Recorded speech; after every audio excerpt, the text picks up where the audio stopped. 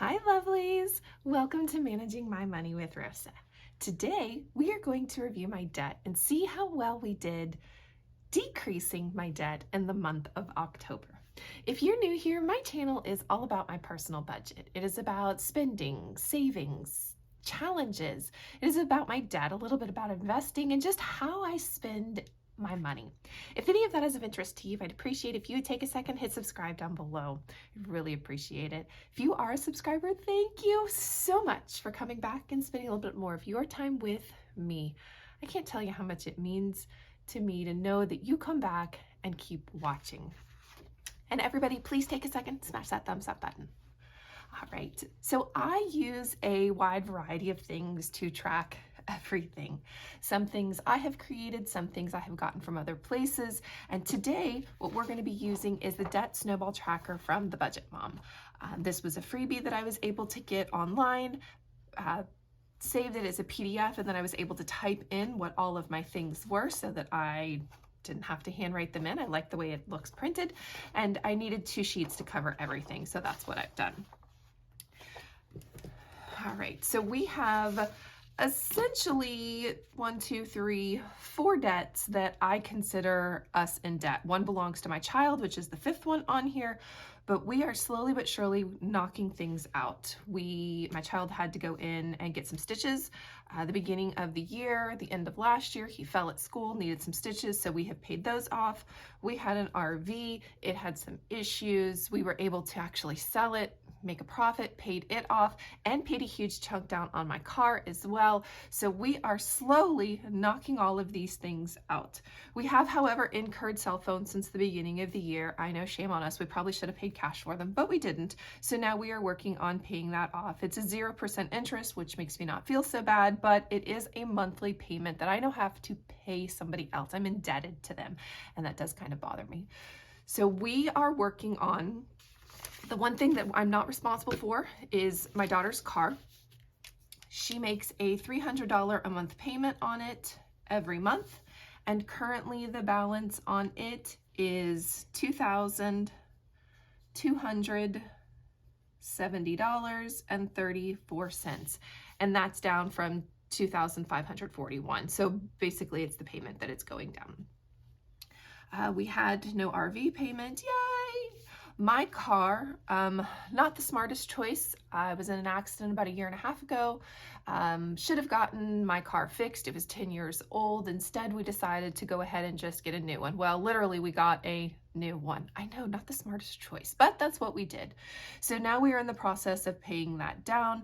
It started at about, I think, $25,000. We're down to, last month, we were down to $10,500. I was making huge chunk payments off on it because I believe in doing the debt avalanche instead of the debt snowball in my payments. Debt snowball is where you pay the smallest one off and then it rolls all into the next biggest one. I'm doing debt avalanche. Debt avalanche is different in that I'm working with who has the highest interest rate. That's the one that gets paid off first. So we were aggressively attacking the RV. It was at 5%. Once that was done, we were then paying my car down aggressively because that was 3%.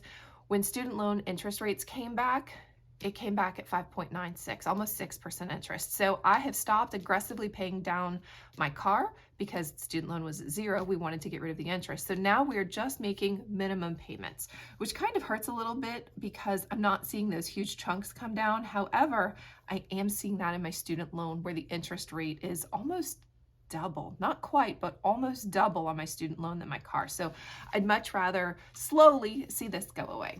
So we went down from $10,500 down to $10,202.99. Basically $350 comes off in interest, in principal, and then roughly $25 in interest is what happens. And then student loan, we paid, I was so stinking excited, we paid an extra $1,330 on my student loan. It had started off at $31,400. It is now down to $30,302.64. You want to talk about a very not smart choice? That was my student loan. When I went back to get my master's degree, we made some not smart choices with that money. It paid for groceries, it paid for club volleyball for a child, it paid for living expenses around the house because we were really strapped at the time. My husband, I, 3 kids in the house, and then my husband's brother was also living with us. So just made some not really smart choices for a while there, and took out the max, which is roughly $35,000. Honestly, that was way too long ago, and we have just made it to $30,000 because of interest. Guys, if you have not looked at your student loan, I strongly suggest you go look at your student loan. That interest was killing us. Not so much anymore because I'm really trying to stay on top of it now, but holy cow, the interest and how it compounds on your student loans. I wish they told us that when we got them.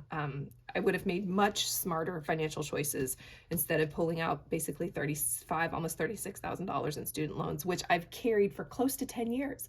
10 years later, my $35,000, almost $36,000 loan is finally down to $30,000. And that's because I am aggressively attacking it, not because it's doing its thing. I really should be paying on this for like another 20 years, I think is what I calculated out, if I was just making the payments, and wow, that kills me. So working on knocking that out as fast as we can, mostly because it has the highest interest rate at 5.96, basically 6% interest.